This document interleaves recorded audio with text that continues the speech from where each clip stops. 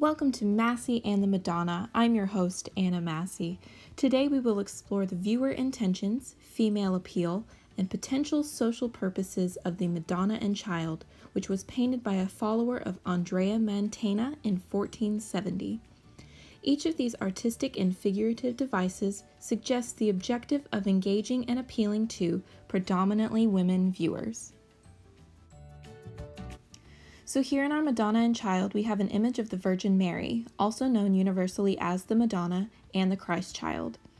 They are surrounded by a serene Italian countryside, positioned directly underneath a garland of fruit and vegetation. Christ is set up on a table or desk of some sort, and is sitting cheerfully on a Bible. The Madonna is clothed in contemporary 15th century garments, which allude to the connection trying to be made between the viewer and the image. Before we move forward with the visual analysis of the Madonna and Child, we must first have a better understanding of artist Andrea Mantegna and his impact on art from the Italian Renaissance. Mantegna was known for his ability to idealize political figures within the governing courts, which gifted him with massive popularity in the courts of Mantua, Italy in the mid-1400s. Mantegna was also skilled in the art of stylistic crossover of eras, as he had the ability to integrate the iconography or visual symbolism of antiquity into his modern works. Because of his understanding of the artistic ideals of not only his own generation, but also of those that came before him, he was able to cohesively meld together the past and the present. But, as I mentioned earlier, a follower of Mantegna, not Andrea Mantegna himself, painted this image. What this means is that someone who admired Andrea Mantegna's work created this image of the Madonna and Child, aiming to fashion their work and style after his.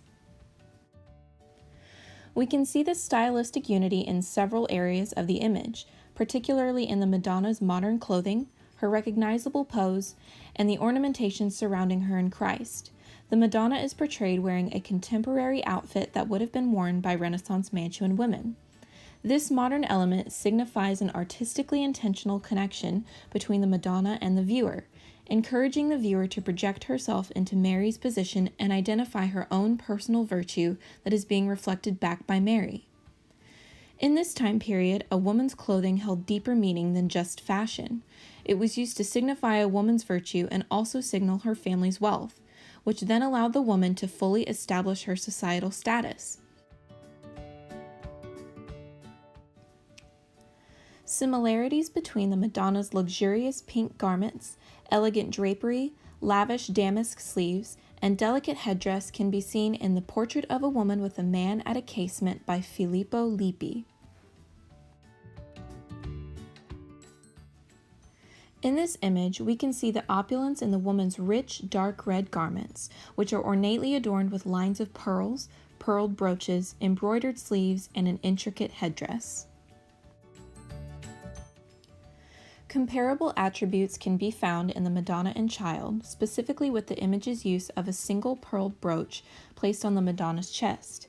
While the depiction of pearls have numerous symbolic meanings, it can be implied that, based on the context of the image, in the Madonna and Child they are a symbol of purity and virtuous betrothal. Pearls were a common accessory for a Renaissance woman's clothing and would have been a recognizable feature for a female beholder. Another notable aspect in the Madonna and Child is the Madonna's distinctly ornate damask sleeve. Much like the symbolism of the pearl, the use of an intricately designed sleeve provides viewers with a reassurance of the divine Christ's human lineage. Sleeves were meant to act as a declaration of a woman's ancestry, and were detachable and finely crafted with costly fabric and embroideries, so that it could be passed down through the generations of daughters to uphold the ongoing lineage of that family. This can be related to the Madonna and Child because of the notion that Christ's lineage is through Mary, and thus she has a direct familial relation to God.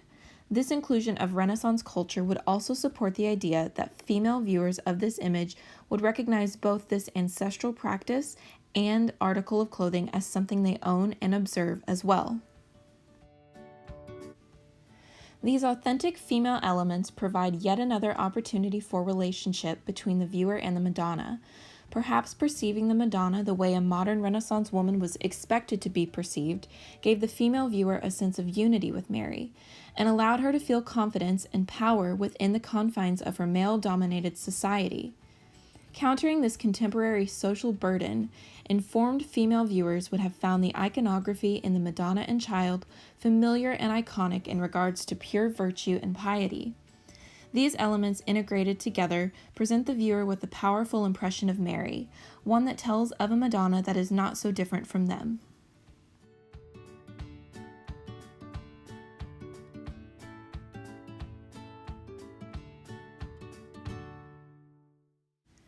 The Madonna and Child also addresses the complex topic of motherhood, as it depicts an affectionate relationship between the gentle maternal Madonna and delicate Christ child, in which Mary's soft gaze and clutch onto a playful Christ are captured. Art historian Margaret L. King describes this sort of glorified depiction as saying, "Portraits of adoring Madonnas and chubby children depicted a relationship craved but rarely realized, a loving mother, a joyful and secure child." So, it can be assumed from this statement that a typical relationship between a Renaissance mother and child was not authentically reflected by the portrayal in the Madonna and Child.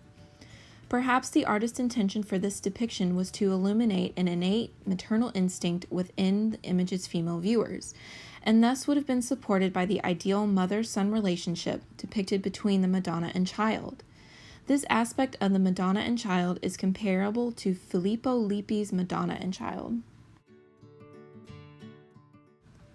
In Lippi's image, the relationship between the Madonna and Christ is blatantly suggestive of warmth and adoration, with the image also being produced around the same time and region as the follower of Mantegna's Madonna and Child. This suggests that an artistic movement of affectionate motherly renderings of the Virgin Mary and Christ child may have taken place. While both Lippi's and the follower of Mantegna's Madonna and Child depict a significant relationship between the two subjects within the work, they also promote a physical relationship between image and viewer. This is due to a parapet, or partition, that both works possess.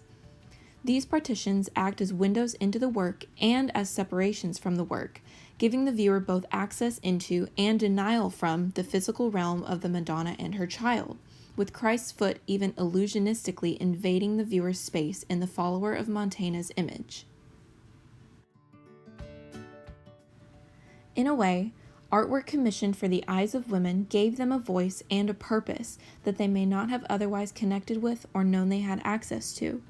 For women, seeing themselves reflected in the image of the Virgin Mary potentially allowed them to confidently make their personal statement both as a woman and as a mother.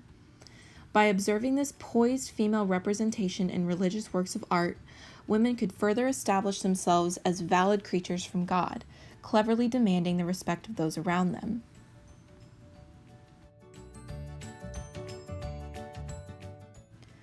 The Madonna and Child presents itself as a means to achieve personal discovery for Renaissance women, focusing on self-esteem, inner power, and spiritual guidance.